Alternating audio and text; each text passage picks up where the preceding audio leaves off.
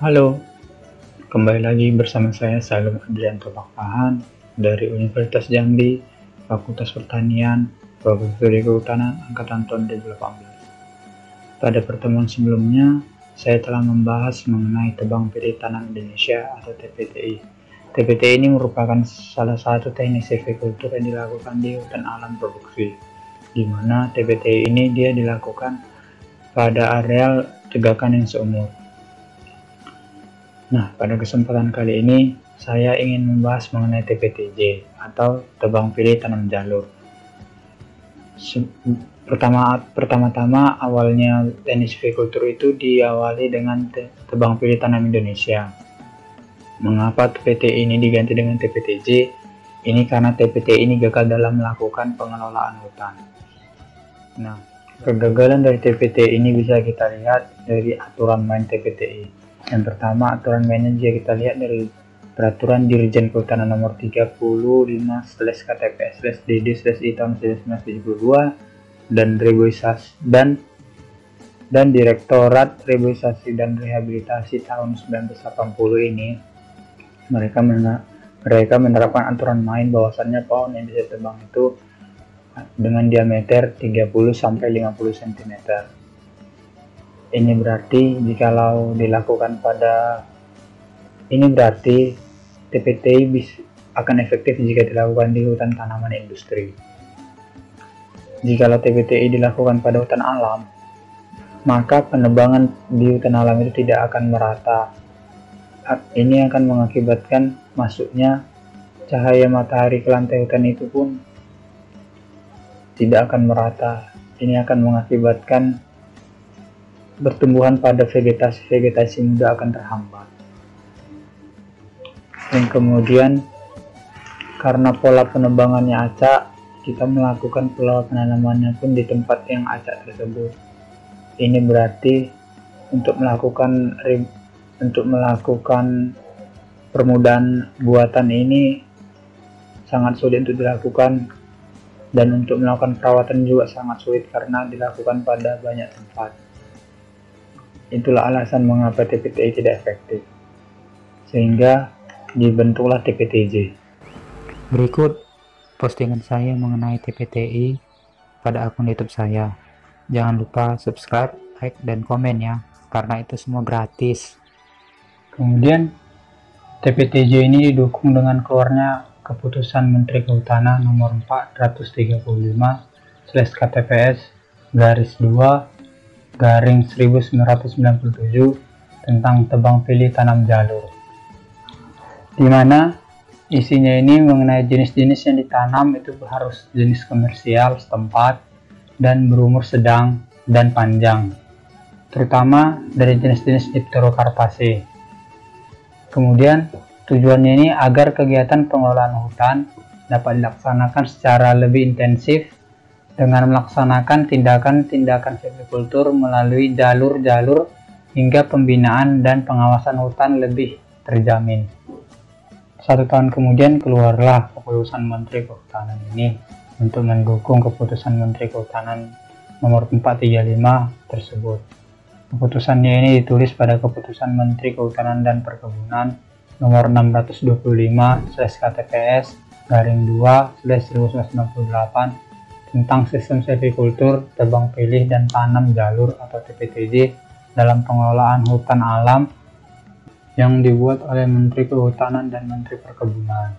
Surat keputusan ini berisi mengenai aturan-aturan yang harus dilaksanakan pada sistem silvikultur tebang pilih tanam jalur. Dalam aturan tersebut mengatur mengenai limit dari diameter yang harus ditebang. Dalam aturan tersebut diatur mengenai limit diameter yang boleh ditebang pada sistem TPTJ. Yang pertama itu, diameter yang ditebang harus 40 cm dan diikuti dengan permudahan buatan pada jalur-jalur yang telah dilakukan penebangan. Ini berarti diameter tebang yang dipakai pada sistem TPTI dulu itu diturunkan 10 cm. Karena pada saat TPTI itu diameter pohon yang di atas dari 50 cm ini telah ditebang habis dan menyisakan diameter yang belum layak untuk ditebang, yaitu 50 cm ke bawah. Kemudian hutan alam produksi yang termasuk kategori hutan tanah kering dataran rendah. Apa itu hutan tanah kering dataran rendah? Yaitu adalah kawasan hutan pada 500 mdpl atau 500 meter di atas permukaan laut yang memiliki lereng sekitar 25%. Kemudian TPTJ ini ditentukan dari hasil risalah hutan. Kemudian rencana dari penerapan sistem kultur TPTJ ini harus ditulis dalam rencana karya usaha hutan. Pelaksanaan silvikultur TPT juga harus dilaporkan setiap tahun kepada Direktur Jenderal Pengusaha Hutan.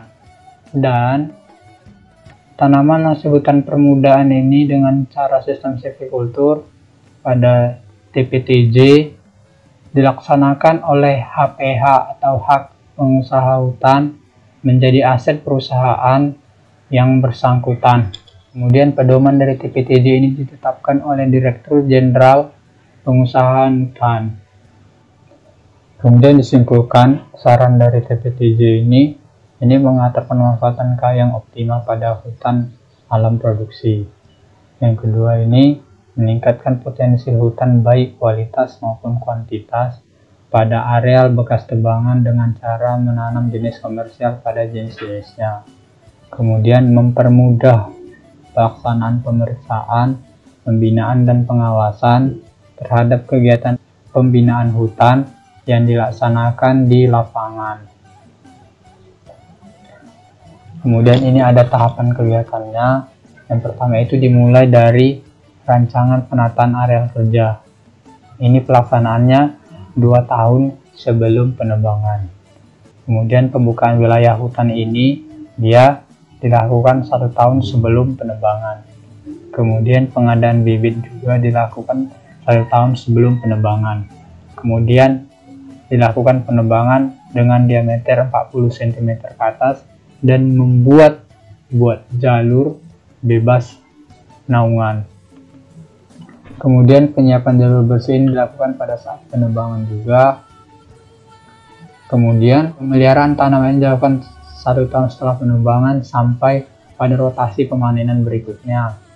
Kemudian dilakukan perlindungan tanaman 1 tahun setelah penebangan sampai rotasi berikutnya. Sebelum kita masuk ke tahapan-tahapan yang dilakukan pada sistem silvikultur TPTJ, ada baiknya kita harus mengetahui tentang pengertian-pengertian apa yang ada di dalam sistem tersebut. Yang pertama itu sistem silvikultur itu merupakan kegiatan berencana dalam pengelolaan hutan yang meliputi penebangan, permudaan, dan pemeliharaan tegakan tinggal.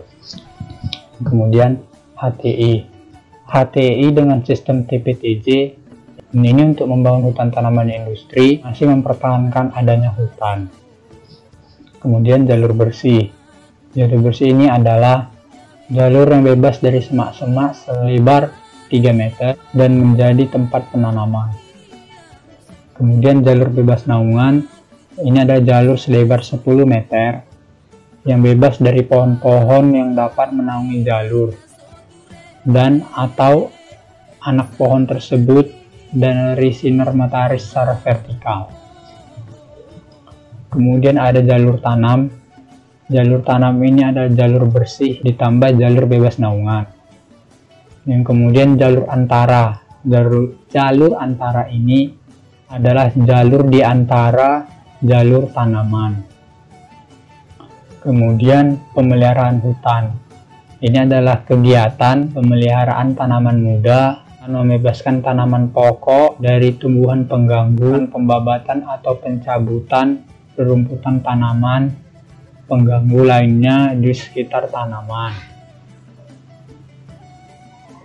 Yang kemudian pembebasan vertikal ini merupakan kegiatan pemeliharaan untuk memberikan sinar matahari langsung. Yang kemudian ada peracunan. Kegiatan ini bertujuan untuk mematikan pohon dengan cara melukai sekeliling pohon dan dikucuri dengan arborisida. Kemudian terdapat ketentuan-ketentuan umum pada TPTJ. Yang pertama itu adalah pembangunan HTI dengan sistem TPTJ ini pada LOA terutama pada area rawan perambahan. Penerapan pembangunan HTI dengan sistem TPTJ ini merupakan pengembangan sistem silvikultur pengelolaan hutan alam produksi. Yang kemudian, lamanya hak pengusahaan hutan dengan sistem TPTJ itu ditetapkan 35 tahun ditambah dengan 35 tahun atau selama 70 tahun. Lebar jalur tanam itu selebar 10 meter dan jarak antara dua jalur tanam dari sumbu utama ini selebar 25 meter. Arah jalur tanam itu harus searah atau utara ke selatan. Bila berbukit itu mengikuti kontur. Jarak tanam dapat dilarikan 5 meter.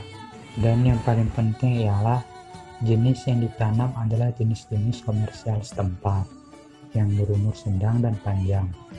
Yang diutamakan adalah jenis-jenis dari keluarga Dipterocarpaceae. Kemudian jalur tanam ini selebar 10 meter merupakan jalur bebas naungan. Harus bersih dari pohon-pohon yang menaungi pada jarak 1,5 meter dari sumbu. Jalur tanam harus bersih dari semak-semak belukar. Jalur tanam tidak boleh dilewati alat berat. Jalur tanam ini tidak boleh dilewati oleh alat-alat berat setelah dilakukannya penanaman. Jalur bersih sama sekali tidak boleh dilewati oleh angkutan kayu. Pada setiap piringan tanaman yang telah ditanam ini dengan radius 1 meter, tunggul-tunggul atau bekas-bekas tebangan itu harus dibersihkan. Pelaksanaan kegiatan dan tata waktu itu diawali dengan penataan areal kerja. Prinsipnya itu ialah menata areal blok ke dalam peta-peta kerja tahunan berdasarkan RKUP HHK. Dan dilakukan tidak lebih dari 4 tahun. Kemudian ada perencanaan, yaitu mempedomi RKUP HHK yang telah disahkan. Baru ada perencanaan dari tahapan ini, yaitu mempedomi RKUP HHK yang telah disahkan. Yang kedua, membagi area kerja ke dalam blok kerja tahunan dan peta kerja. Ketiga, menyesuaikan jumlah blok dan peta kerja dengan siklus tebangan yang ditetapkan. Yang keempat, sesuaikan bentuk dan luas blok dengan peta kerja. Yang kelima, gunakan angka Romawi untuk mengendalikan setiap blok. Yang keenam, ini membuat rencana tata batas blok dan membuat peta rencana penataan areal kerja dengan skala minimal 1:10.000. Pelaksanaannya ini sesuai dengan SOP pada PAK berdasarkan prinsip penataan areal kerja. Yang kemudian ada inventarisasi hutan. Dia ini dengan prinsip inventarisasi hutan pada blok RKT dengan intensitas 100% untuk pohon niagawi dengan diameter lebih dari 40 cm. Kemudian inventarisasi ini dilakukan sebelum melakukan usulan dari penyusunan RKTU PHK. Berikutnya ada perencanaannya. Inventarisasi hutan ini dilakukan dengan cara membuat rencana jalur-jalur inventarisasi pada setiap peta. Kemudian membuat blok semua jalur ukur dalam peta yang searah. Searah di sini maksudnya ialah dia harus seperti 180 derajat. Ini berarti dia dari ujung ke ujung atau dari utara ke selatan atau dari barat ke timur.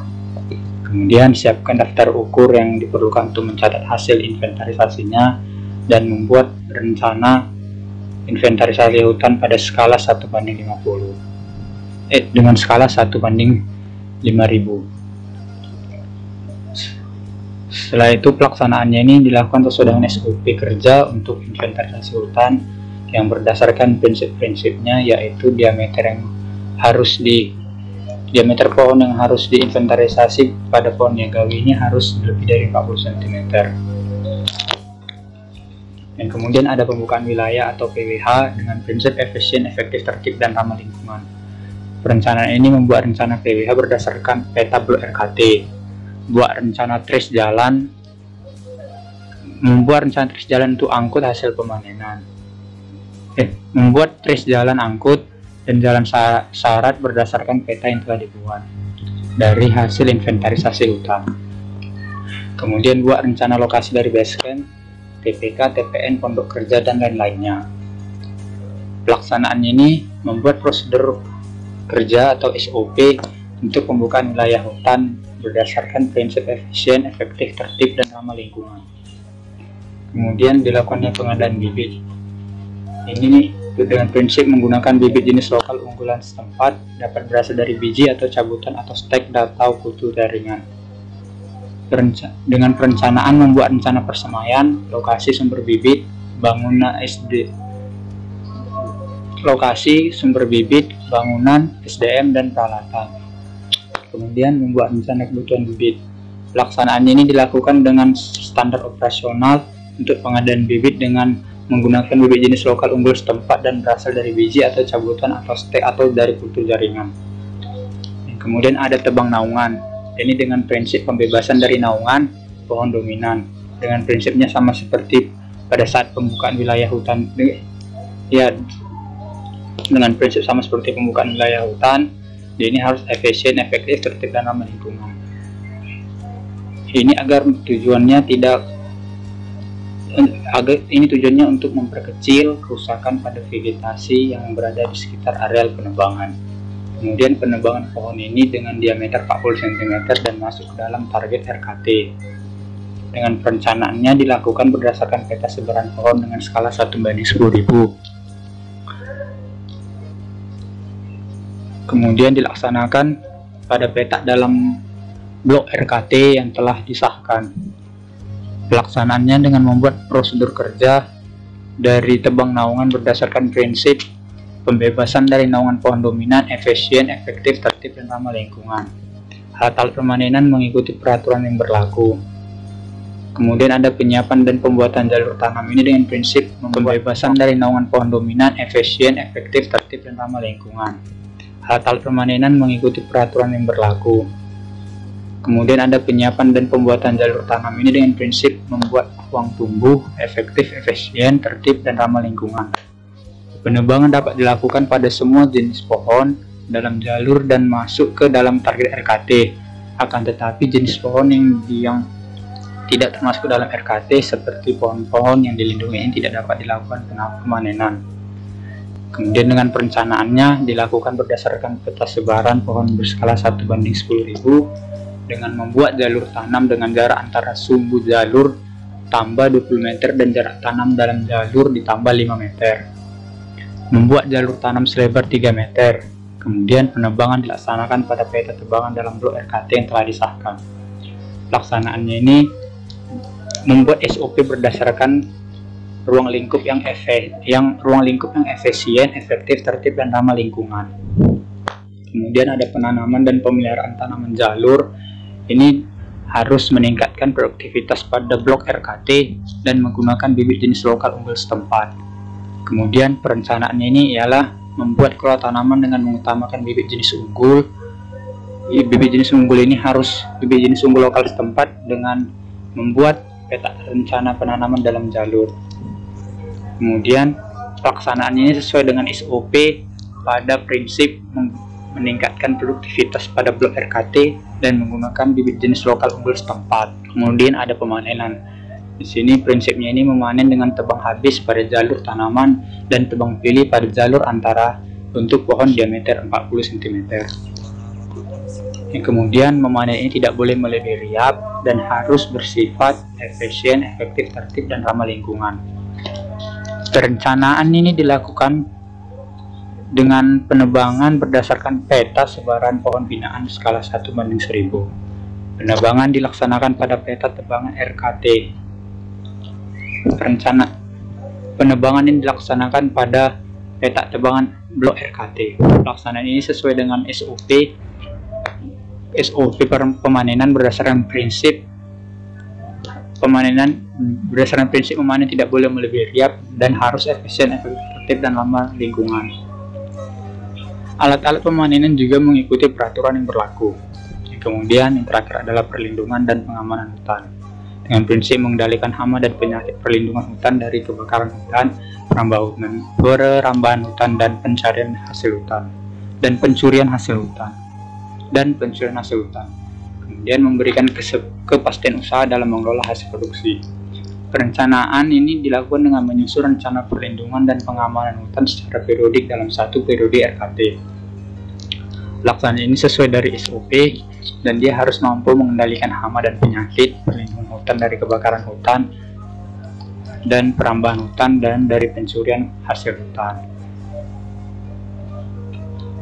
Nah, manfaat dari pemantauan dan penilaian ini dengan prinsipnya ini sebagai umpan balik untuk peningkatan riap dilakukan oleh tenaga yang berkompetensi Wasganis PHPL, dilakukan 1 kali dalam 1 periode RKT.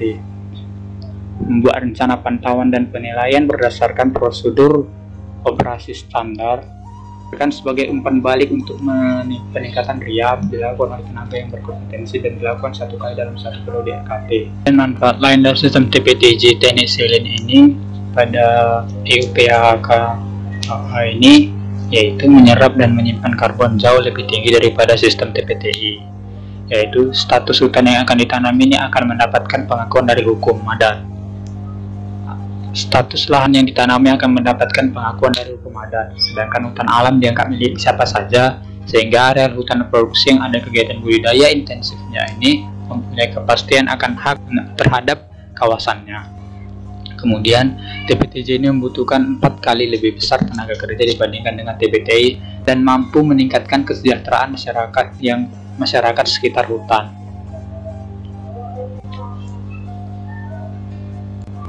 Sistem tebang pilih tanam jalur ini dengan teknik silin ini maksudnya ialah kita melakukan TPTJ ini dengan intensif.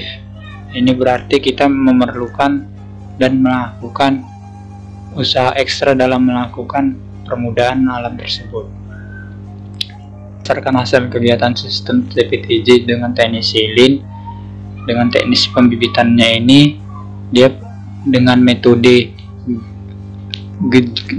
generatif, bibitnya asal biji dan pencabutan. Metode vegetatif dengan stek pucuk dan stek batang.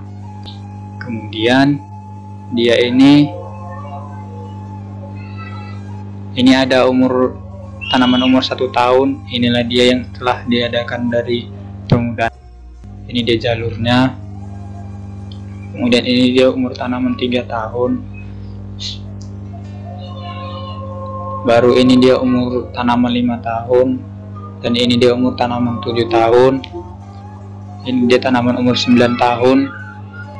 Dan ini umur tanaman 11 tahun. Dari foto-foto yang saya lampirkan ini diambil dari PT Sari Bumi Kusuma. Dan ini dia merupakan hasil kegiatan dari sistem TPTJ teknik silin yang dikelola oleh PT Sari Bumi Kusuma. Dapat kita lihat ini adalah foto jalur-jalur tanaman di petak 1J dan 1P diambil dari udara pada tanggal 13 Februari tahun 2004.